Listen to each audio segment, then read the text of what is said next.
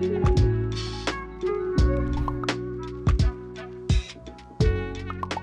suis Yasugi53, du coup je stream sur Twitch et je fais beaucoup de FPS et il m'arrive de faire de la musique. Je joue, je chante de la guitare, je joue de la guitare, je chante et ça m'arrive de discuter beaucoup de psychologie sur ma chaîne Twitch parce que je suis un jeune de 27 ans qui est atteint de ce qu'on appelle schizophrénie paranoïaque. Et ensuite, du coup, je fais de la sensibilisation sur la chaîne Twitch dans le sens où j'explique les clichés et de démonter les clichés qu'il y a autour de la schizophrénie et d'essayer de sensibiliser les gens autour de ce sujet. Mes projets sont de parler de choses que j'aime bien. Au final, le but final, évidemment, ce serait de pouvoir en vivre. Comme je suis considéré comme handicapé à cause de ma maladie mentale, je touche une aide. Et tu vois, j'aimerais pouvoir m'émanciper de ce genre de truc. Même si elle me permet d'avoir aujourd'hui la possibilité de travailler pour mon hobby. En fait, la schizophrénie, elle s'est déclarée à partir de l'âge de mes 24 ans. En fait, je faisais un burn-out. C'est quand la pression au travail est trop forte et la pression psychologique ou ce genre de choses est trop forte. Et du coup, mon cerveau, comme il est plus fragile qu'un cerveau neurotypique, comme on dit d'habitude, soumis au stress, mon cerveau s'est mis à délirer complètement et à partir dans des délires tels que je croyais que tout le monde était contre moi ou ce genre de choses. Mais ça, y a pas de souci, hein, j'en parle sur la chaîne Twitch. J'espère que tu comprends.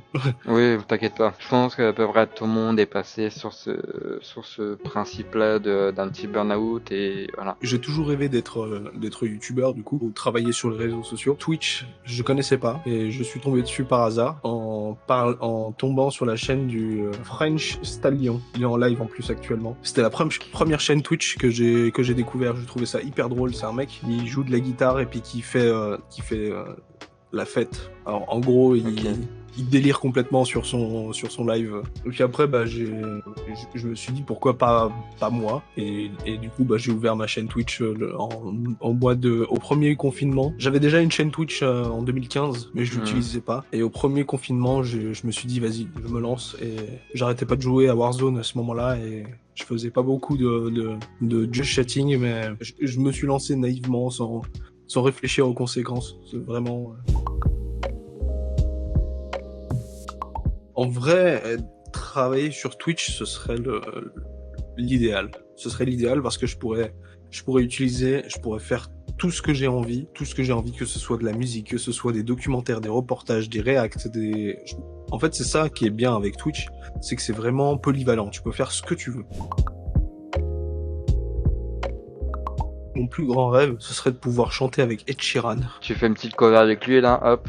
Tu vois, ça pourrait être filmé ou pas filmé, tu vois, je serais en kiff sur le moment, tu vois. Le truc du live Poussin Solidaire, c'était vachement cool parce que c'était vachement bien préparé. T'avais une question, les gens étaient là pour te répondre et puis t'avais aucune galère. Tu pouvais te retrouver assez facilement dans le délire. Mais moi, ce dont je me souviens, c'est que j'avais fait un live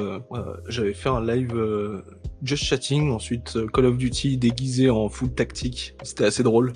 On se la jouait militaire, on donnait des ordres parce que j'ai aussi fait l'armée en Suisse. Et du coup, je connaissais un peu les ordres qu'il fallait donner, genre pour une fois 5 coups sur 100 mètres, front à main, tirer à droite. Genre tous ces ordres, genre. C'était assez drôle. Et franchement, on s'est bien marré pendant le live de Poussin Solidaire. J'ai réussi à récolter environ une cinquantaine d'euros, je crois. Une cinquantaine d'euros, quelque chose comme ça. Mais on a passé un bon moment.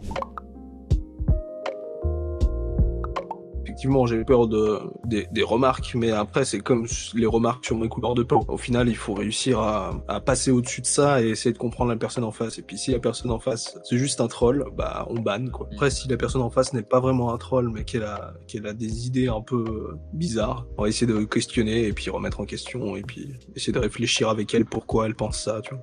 Les gens, des fois, dans leur tête, ils peuvent pas comprendre ce que les autres ressentent derrière en disant, mec, tu sais ce que tu viens de dire, c'est malsain et tu risques d'avoir des problèmes, tu vois. Après, je peux comprendre, tu vois, je suis pas fermé à l'idée des blagues. Si la blague, elle est bonne, et puis qu'elle est bien dite, tu vois, et que si tu rigoles avec la personne, ça va. Si tu rigoles contre la personne, c'est autre chose. C'était un truc, un délire. Au début, je m'appelais Mojo Jojo, en référence au Mojo Jojo des Super Nana, puisque j'aimais bien le personnage, je trouvais ça drôle, et puis je me suis dit, vas-y, on va reprendre le visuel, et puis je mettais un logo de Mojo Jojo. J'ai changé, et je me suis dit, tiens, il faut que je trouve quelque chose qui a un sens un peu plus profond que juste Mojo Jojo ou juste rigoler. Et je suis tombé sur une vidéo YouTube qui expliquait l'histoire d'un samouraï noir, et à ce moment-là, bah, je me suis dit, tiens, j'aime bien l'univers samouraï, j'aime bien le Japon, j'aime bien cet univers-là, et je me suis dit, bon bah pourquoi pas prendre Yasuke. Et le 53, c'est un peu particulier parce que c'est mon chiffre préféré, parce que dans un livre que j'ai lu, le livre de Bernard Werber, l'encyclopédie du savoir relatif et absolu, j'ai lu que les chiffres avaient une signification. Je crois que le 1, non, c'est le minerai planté vers le sol, et le 2, c'est un arbre avec la courbe dirigée vers le ciel qui récupère l'amour, etc., etc., jusqu'à 5. Et 5, c'est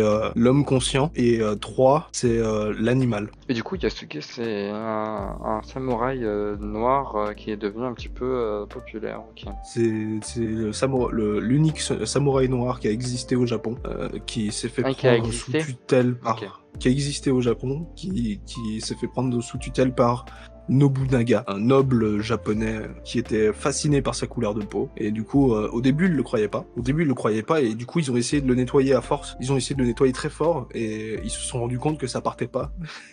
Et je trouvais l'anecdote assez drôle.